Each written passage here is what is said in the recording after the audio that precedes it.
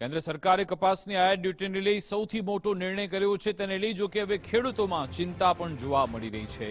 વિદેશથી આયાત થતા કપાસ પર ડ્યુટી હટાવવામાં આવી છે, જેને લઈ વિવાદ પણ થયો છે. આયાત ડ્યુટી 13%થી શૂન્ય કરવામાં આવી છે, જેના કારણે ખેડૂતોમાં ચિંતાનો માહોલ છે. વિદેશી કપાસની મોટા પાયે દેશમાં આયાત થવાની ભીતિ પણ ખેડૂતોને સતાવી રહી છે. કપાસ મુદ્દે કોંગ્રેસ પ્રદેશ પ્રમુખ અમિત ચાવડાએ પણ આજે સરકાર પર પ્રહાર કર્યા હતા. તેમણે નિવેદન આપ્યું હતું. તેમણે કહ્યું કે સરકારના નિર્ણયથી કરોડો ખેડૂતોની ઊંઘ હરામ થઈ ગઈ છે. ખેડૂતોને આર્થિક મદદ માટે અમારી માગણી છે કે સરકાર તાત્કાલિક એક ગાંસડી પર 15,000 રૂપિયા સુધીની સહાય જાહેર કરે. આ ખેડૂતોને આર્થિક રીતે પાયમાલ થતા બચાવવા માટે, કારણ કે અત્યારે જે રીતે મુદત એની વધારીને 31 ડિસેમ્બર કરી, એટલે કપાસનો જે નવો પાક ઓક્ટોબર મહિનાથી બજારમાં આવવાની શરૂઆત થશે.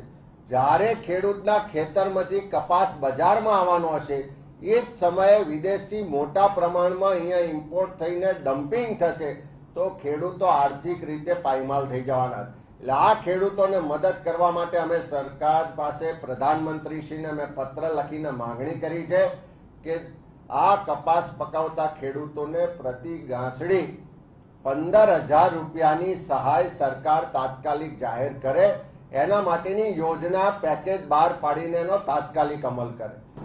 આપણે એક જમાનામાં 5 કિલો પ્રતિ વ્યક્તિ માથાદીઠ 5 કિલો વર્ષે તેલ ખાતા હતા. આજે 20 કિલો ખાઈએ છીએ. એટલે 80,000 કરોડ રૂપિયાનું વર્ષે તેલ આયાત કરીએ છીએ.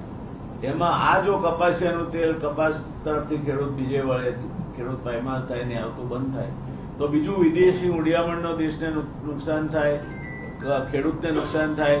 આ બધી બાબતો તો આપણે ગણતરીમાં લીધી જ નથી. જે indirect loss is going to be જે દેશની અર્થવ્યવસ્થાને, એટલે દેશના જીડીપીને ઓછામાં ઓછું 2% ઘટાડી નાખે. અત્યારે પણ 6.5% જીડીપી ધારે છે, પણ એ 6.5%ના બદલે હવે નિષ્ણાતોએ વાતો કરવાની તો શરૂ કરી છે કે 5.5%ની આજુબાજુ આવશે. હું માનું છું કે 5% પણ જો જીડીપી ગ્રોથ રેટ આવે at the end of fiscal 25-26 તો આપણે નસીબદાર રહીશું.